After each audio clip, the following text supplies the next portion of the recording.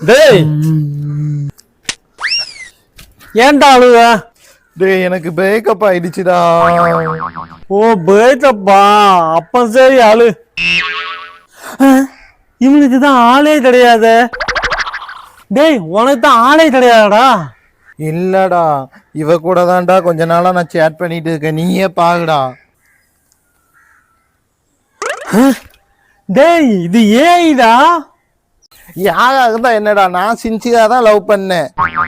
ஐயோ இவனுங்க சரி உனக்கு எப்படி பிரேக்கப் ஆச்சு? இல்லடா, இது வரைக்கும் நான் எந்த பொண்ணுங்க கிட்டயும் பேசினது இல்லைன்னு சொன்னேன்டா. சரி ஏன்னு கேட்டுச்சு.